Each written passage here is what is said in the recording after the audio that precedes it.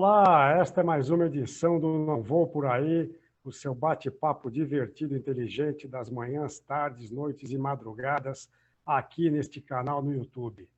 Para variar, conto aqui com os meus amigos Milton Lara, Eduardo Trench e Sérgio Mota.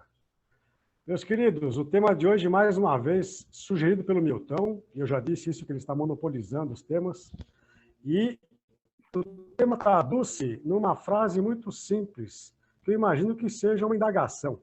Seu pet é seu filho? Milton Lara, como você sugeriu e como é de praxe aqui no programa, a gente começa por você. Você tem pet, Milton? Não, não. Atualmente não. Eu tive praticamente a minha vida inteira, sempre fui um apaixonado por pets, particularmente por cães. Cheguei a ter 2, 3 ao mesmo tempo, mas a vida mudou. Eu e minha mulher estamos sozinhos, os filhos saíram, e como a gente viajava antes da pandemia, nós tínhamos sempre o problema de onde deixar o pet. E com a pandemia, nós deixamos de viajar, mas com a morte do último, nós decidimos não ter mais animais, porque animais de estimação, porque todo mundo que tem animal de estimação sabe disso e as pessoas que vão envelhecendo percebem isso. A gente sofre quando o pet morre, a gente fica chateado, fica triste, e meio que não quer passar por isso de novo. Como isso favorece a minha vida hoje? Que nós, hoje em dia, não se conta mais com empregada. Nós é que limpamos a casa. O cachorro enche a casa de pelo. Então, você precisa de manutenção mais frequente. Com isso, eu acabei ficando sem pets. Outro dia me deu uma saudade enorme, eu disse para minha mulher, olha, está na hora de adotar um cachorro. E ela usou a frase que ela costuma usar. Ela disse, o cachorro entra por uma porta, eu saio pela outra, porque vai sobrar para mim. E ela tem razão em grande parte. Sobra bastante para ela, principalmente a limpeza e manutenção da casa, que ela gosta de manter muito limpa e eu sou mais desleixado com isso. Mas aí veio o cachorro, a minha filha deixou o cachorro dela aqui por uns 3 dias. Quando ele foi embora, eu disse, suspende minha frase, está ótimo sem cachorro em casa. É isso. Bom, eu até conheci uma cadela sua, era a Mel, salvo engano, é isso? Maravilhosa, maravilhosa. Mas eu, antes de passar a bola para o Trench, eu queria comentar que eu, depois que saí da casa dos meus pais, nunca tive animal de estimação, pela razão que o Milton apresentou. Eu sempre imaginei, eu provavelmente vou viver mais do que esse cão, do que um gato.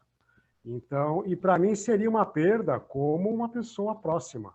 Eu não queria lamentar a perda de um animal de estimação. E, além disso, obviamente, os cuidados que um animal demanda, né? É preciso uma logística muito bem arranjada dentro de casa, se a gente não vive numa casa com quintal onde o cachorro possa fazer as suas necessidades, né? Mas o Milton não respondeu ainda a pergunta que ele mesmo formulou, que se o seu pet é seu filho. Lado Trench, você vai agarrar o touro à unha ou o cachorro pelo rabo para responder ou não? Primeiro eu vou resolver o teu problema do ficar triste com o bicho morrendo, eu vou te mandar uma tartaruga. Aí ela que vai chorar quando você for embora. Então, estamos resolvidos com esse problema. Mas eu acho o seguinte, eu tenho 5 cachorros em casa. Deus do céu. Tenho uma calopsita que apareceu na casa da vizinha, o gato quase comeu a calopsita, aí ela não sabia o que fazer, a calopsita estava machucada, aí foi adotada. A minha irmã tinha uma tartaruga, a tartaruga veio para minha casa. Então, eu tenho alguns pets na minha casa, mas eu acho que pet é pet, né? Então, ele pode receber esse nome bonitinho, americano, tal, mas ele é um cachorro e ele tem que ser visto como esse ser, né? Ele gosta de grama, ele gosta de quintal, ele gosta de se sujar, ele gosta de aprontar, e isso faz parte do dia a dia dele, né? Não faz parte do dia a dia dos cachorros normais dormir na cama, ser tratado que nem criança, ter festa de aniversário, que eles não sabem o que está acontecendo, né? Quer dizer, a festa não é para o cachorro. Né? É um ato totalmente egoísta e egocêntrico de quem é dono do cachorro, né? Porque o cachorro está lá e fala: nossa, quanta gente, o que esses caras estão cantando, o que esses caras estão falando? E no final ele ganha um pedaço de bolo que para ele é igual um outro petisco qualquer que você está dando, né? Eu tive uma amiga que tinha um cachorro que era um piquinês, que hoje já foi muito popular, hoje não é mais. Mas ela tinha um piquinês e um dia ela falou: olha, a minha mãe acha que o cachorro fala com ela. Eu falei: Ai, meu Deus. temos um problema. Agora temos um problema. Porque as pessoas acabam criando situações onde o próprio cachorro não entende, né? O cachorro está lá, ele tem um instinto aí de milhares de anos aí que diz uma coisa e a gente está transformando em outra coisa. E no final, cachorro é cachorro, passarinho é passarinho, peixinho é peixinho, e eles nasceram selvagens e ainda têm esse instinto. O cachorro é sensacional, né? Porque é o maior caso de sucesso de adaptação ao ser humano, né? Os gatos agora estão bastante na moda também, mas eu acho que não tenho a menor dúvida que o pet é um animal e não um membro. Ele pode até ser um membro da família, tá? Porque é um bicho muito carinhoso, muito querido, etc. e tal. Mas ele é um cachorro que é membro da família. Ele não é uma criança de pelos que é da família. Muito bem, Trench. Então, na sua visão, o animal de estimação, ele é um membro da família com o qual não temos laços de família. Ou seja, ele Exatamente. faz parte, é como se ele fizesse parte do ativo daquela casa, do mobiliário vivo. É quase um cunhado. Essa opinião do Trench, eu queria dizer, nós acabamos de ser cancelados por 70% dos nossos espectadores que acham que cachorro é filho. Não, mas eu não dei a minha opinião a respeito, eu não respondi Eu a também pergunta não. do fundo. E o Sérgio Mota também não. Sérgio Mota, você tem pet? É seu filho, o seu pet, não? Não, eu não tenho, não quero ter, nunca tive e não é filho. Simples assim, entendeu? Claro que quando eu tive pet quando eu morava com os meus pais. E realmente quando eles morrem é um sofrimento desgraçado, né? A minha esposa tinha uma cadelinha, não quer pegar outra por esse motivo que o Milton já falou, vocês já falaram, é doloroso, né? Cara, assim, claro que deve dar um barato, né? Ter o pet, né? Mas, botando numa balança custos e benefícios, para mim, os custos são muito maiores. Então, é melhor não ter, porque eu vou me encher o saco logo. Entendeu? Essa coisa da limpeza da casa, de ter que. Meu, né, tem um monte de obrigação. Você vai pegar o bichinho, você também não vai detonar o bichinho, tem que cuidar, né, cara? Mas aí eu concordo com o Trench, meu. Tem uma distância grande entre um animal de estimação e um ser humano, cara. Né? Principalmente filho, que é o tema aqui. Né? E assim, me irrita um pouco quando na rua eu vejo cachorros andando só no colo.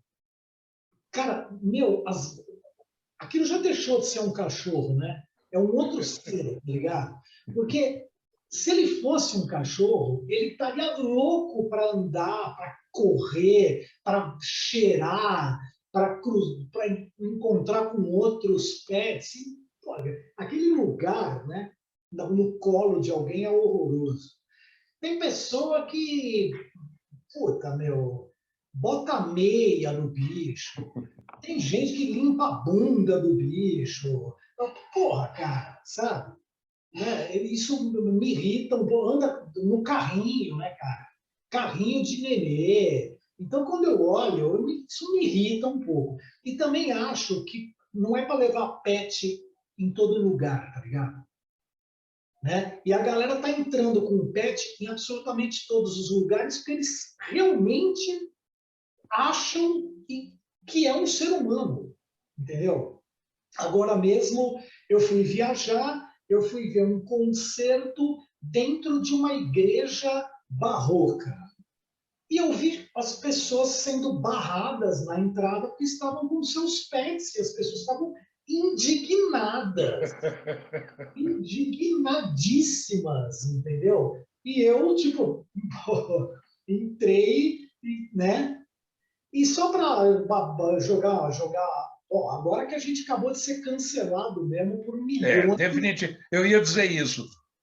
O Trench conseguiu eliminar 70% dos espectadores. Dos 30% que faltavam, acabou de esvaziar. Está só a nossa família assistindo a gente. E acabamos de perder o patrocínio da Whiskas e da Eu vou recuperar telespectadores. Ô, irmão, esse concerto... Antes de passar para você, também as definições de pet elas têm que ser atualizadas. Por exemplo, peixe é pet? Iguana é pet? É. Uma dúvida que eu tenho mesmo, entendeu? É pet. Cobra é pet. Eu acho que tudo isso é pet. Então, agora, depois dessa, eu acho que a gente tem que encerrar essa reunião. Fala, Zé. Em alguns casos, o seu companheiro também é um pet. Verdade. Algumas pistas, eu vou fazer um trabalho de Sherlock Holmes, né? O meu irmão certamente não foi a um concerto barroco na igreja de São Francisco de Assis, porque São Francisco, que é o grande amigo dos animais, quando é dia de São Francisco, as pessoas vão com seus animais de estimação à missa na igreja de São Francisco. E eu já vi isso, inclusive, no Largo de São Francisco, em São Paulo, ao lado da faculdade da USP, tem ali a igreja de São Francisco. Uma das coisas que me irrita muito, além daquilo que o Sérgio Malta comentou, é a pessoa que dirige o seu veículo com o cachorro no colo, com o focinho para fora da janela. Veja, a gente não faz isso, e não deve fazer, nem com os filhos pequenos, né? Quanto muito menos com o cachorro. E quase sempre essas pessoas, elas estão mais prestando atenção no comportamento do animal do que na própria condução do veículo. Então, eu acho isso algo muito desastroso e até proibido, isso é passível de multa. Mas a questão que eu queria destacar é que na história da civilização humana, e o Treche abordou muito bem isso, o cão, o cachorro, foi o animal que mais se adaptou a esse modus vivendi do ser humano. Não é à toa que é chamado o melhor amigo do homem, né? O melhor amigo do ser humano, para não fazer distinção de gênero. Então, no processo adaptativo da espécie, né, o cão descende do lobo, que é um animal selvagem, né? O gato descende dos felinos, né? Da onça, do leopardo.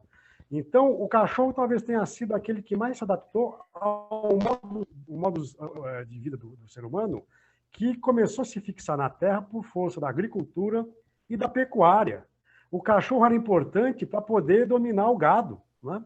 E acho que essa é uma simbiose histórica, ancestral, de milênios, né?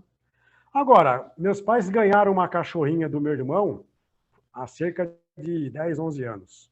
E quando a cachorrinha chegou, filhotinha, né, à casa dos meus pais, minha mãe me ligou e disse o seguinte: você ganhou uma irmãzinha.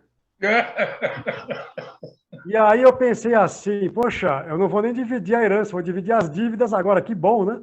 Tenho alguém para dividir as dívidas. Mas a minha irmãzinha tinha semanas, e é a cadelinha finesa, que foi meu pai que escolheu esse nome, porque ele, em Portugal, o primeiro animal que ele teve era a finesa também, uma outra cadelinha, E eu, de certa forma, no nosso seio familiar, ela é tratada como se fosse a minha irmã. Então, o meu pet não é meu filho, porque eu não tenho pet em casa, mas eu tenho uma irmãzinha pet. Eu compreendo essa necessidade das pessoas de acharem que aquilo é um membro da família. Obviamente que há exageros, mas os exageros são aproveitados, estimulados por um certo marketing que se aproveita dessas brechas, né?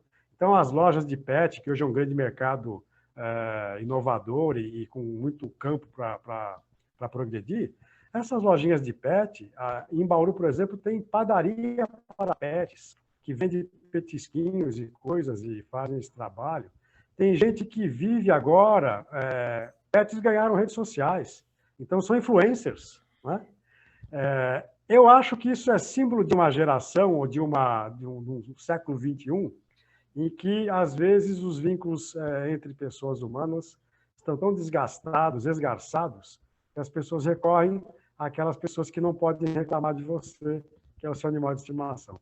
E que te dão um amor incondicional, porque o amor entre pessoas precisa de uma reciprocidade, precisa de direitos e de deveres.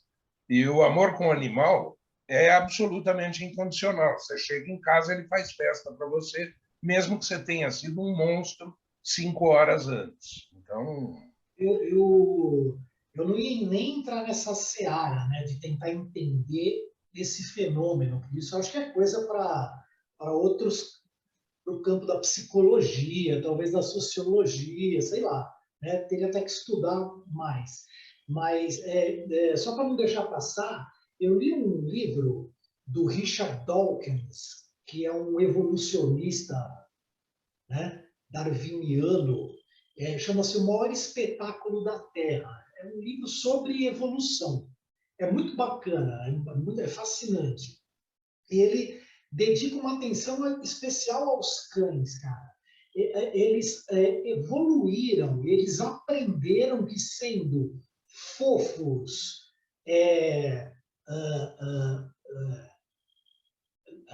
leais ao ser humano, eles conseguem ter uma vida muito melhor do que eles teriam se eles estivessem ao léu, né?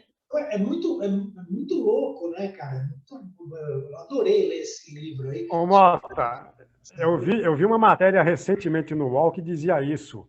Por que os cachorros desenvolveram uma capacidade de ter uma expressão fisionômica fofa que cativa o afeto e a admiração do ser humano, né? Então, é uma sagacidade que os cachorros tiveram, os cães tiveram, de perceber justamente isso.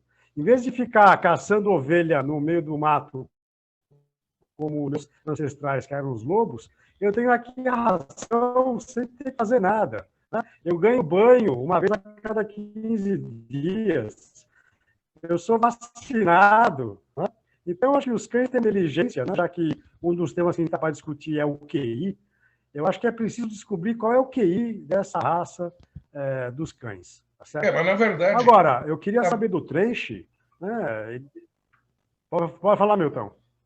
Na verdade, como o Mota falou sobre o darwinista, isso é estratégia evolutiva, né? Não é por inteligência de um ou de outro indivíduo, mas é pela adaptabilidade da raça como um todo. Você veja que na estratégia evolutiva, outro dia eu estava lendo sobre isso, é muito curioso, as crianças... por estratégia evolutiva. Obviamente, não existe uma inteligência por trás disso, ou até existe, vai saber. As crianças nascem com olhos muito grandes, cabeça desproporcional ao corpo, porque isso... E aquela voz doce, frágil, que gera em nós a necessidade de proteção.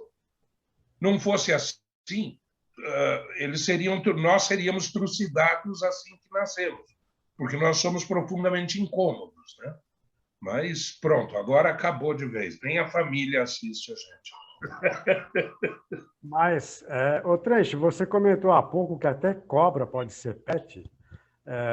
Eu queria, já que você tem vários animais, você tem quase um zoo aí na sua casa, existe uma legislação muito dura aqui no Brasil com relação a animais silvestres, né? o IBAMA se descobre isso, e a gente sabe que tem um grande comércio desses animais silvestres, especialmente aves tidas como aves exóticas no hemisfério norte. E a cobra também passa por essa legislação. Eu acho que é preciso uma autorização especial para se poder cultivar uma cobra em casa, né? Mas eu queria que você me dissesse qual é essa experiência de você ter várias espécies na sua casa. Como é que você faz para compra de alimentos para esse pessoal todo? O pessoal das lojas de pet me adoram, né? Eu contribuo para que eles continuem sendo uma loja de sucesso de pets. Mas o lance de animais silvestres, né, tem toda uma legislação e você tem criadores com permissão de criar e vender esses pets que são silvestres. Então, nos animais, nas aves, por exemplo, você tem umas anilhas, né, que você põe nas patas, que você põe quando nasce, e aí depois você não consegue mais tirar, tal, nem colocar a anilha. E essas anilhas têm lá todos os dados do animal que você pode ter em casa, né? Mas o comércio de animais, o comércio irregular de animais, não é uma exclusividade nossa aqui do Brasil, tá? Tailândia, Vietnã, Austrália, você tem um monte de países pelo mundo que esse comércio é um grande comércio, né? E o comércio, assim, você vai em mercados de rua e você tem os animais ali presos sendo vendidos, né? A custos muito baratos, né? Se você for pensar, então você vai pagar um macaquinho $100, você vai pagar uma cobra $50, tal. E aí isso estimula super o mercado. Aí os caras... Ué, quantas vezes a gente já não viu os Correios, alguma manchete, algum jornal televisivo, mostrando que os Correios pegaram uma caixa e dentro da caixa tinha uma cobra, tinha um passarinho, um filhote de passarinho. Outro dia pegaram uma mulher aí no aeroporto, sei lá. Ela estava com uma mala, tinha centenas de cobras ali dentro. Algumas já mortas, evidentemente, né, cara? E, esse tráfico mesmo, ele é muito intenso. Não, e o Trecho está falando do comércio de animais vivos.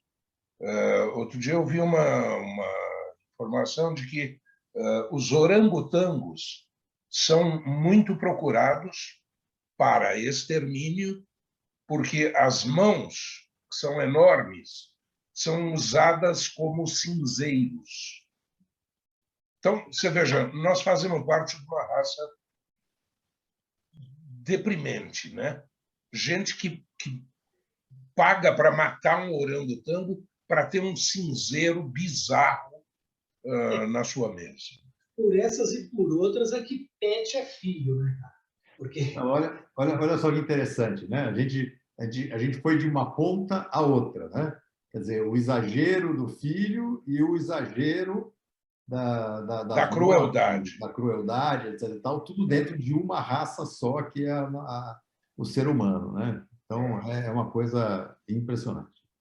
Eu queria lembrar disso que o Milton comentou, a questão dos elefantes na África, né? O comércio de marfim, que é a presa que se retira do elefante, é o que também tem feito em que, em muitos lugares, ele esteja quase em extinção no continente africano. A gente está perto de terminar o programa, só queria fazer uma pequena enquete. Recentemente, a Folha divulgou quais eram os nomes mais comuns dos pets no Brasil neste ano, em 2021.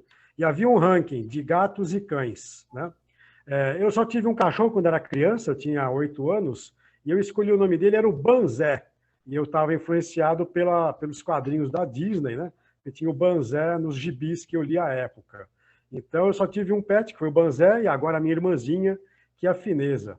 E eu queria que vocês me dissessem quais são os nomes de pets que vocês deram para os seus filhos, entre aspas. Por favor. Mota, você que só teve um quando era criança, qual era o nome do seu irmãozinho? O Mota não vai lembrar, ele é desumano. Eram gatos, vários, e minha mãe dava nome de gente, era minha mãe que dava. Minha mãe dava nome de gente para os gatos. Então, eu lembro de Lilica, algumas coisas assim, entendeu? Mas aí, na verdade, ela pegou uma gata, a gata deu cria 2 vezes, juntaram 9. Aí a gente ela pegou os 9 e teve que se desfazer, porque aí estava inviável o negócio. Mas eu nunca dei nome para pet e quem dava era minha santa mãe, entendeu? Então você tinha vários irmãos e irmãs, essas gatinhas e gatinhos que sua mãe arranjava. Milton Lara, eu lembrei da Mel, me fale aí os outros nomes que você deu para os seus pets. Sim, a Mel era uma labradora maravilhosa, eu sinto saudades até hoje. Eu concordo com o Trench, deixa eu responder o que eu não respondi na primeira parte, porque, na verdade, você não me perguntou. Eu acho que cachorro é cachorro. Mas, assim, isso não significa que eu não dê muito carinho e muito amor ao animal. Significa simplesmente que eu acho que é cachorro. Esse negócio de chamar de vem meu filhinho, vem meu filho, não. Não, tem que diferenciar. E tem que saber diferenciar filho de animal. Mas, assim, eu tive a Mel, e a Mel era muito doce, muito doce. Concomitantemente, eu tive o Billy, que era um vira-lata, que veio por parte da minha mulher, quando nós nos casamos, veio no dote, né? E o Billy era insuportável, mas era um fofinho, era muito querido. Só que ele era meio desligado, assim. Ele não tinha muito esse carinho que a Mel tinha. Mas eu já tive vários animais e os nomes refletiam aquilo que estava acontecendo na época. Eu tive o Tibor e a Juma na época da primeira exibição de Pantanal, né? E, bom, aí vai para nomes mais antigos. Antigamente, os nomes eram diferentes, né? Hoje em dia, existe uma característica própria, mas aí não tem fim. Eu tive muito pet, muito. Muito bom. Trench, você tem aí uma dezena de animais, cite os nomes de alguns apenas, senão a gente não consegue O terminar da o programa. calopsita, eu quero só saber o da calopsita. A calopsita é uma calopsita branca, então a gente, ela é toda branca assim, então a gente chamava ela de Papa Francisco, e aí virou Chico, né? Então virou Chico. A tartaruga é a Tatá, aí eu tenho a Laika, mas a Laika é em homenagem à câmera fotográfica, né?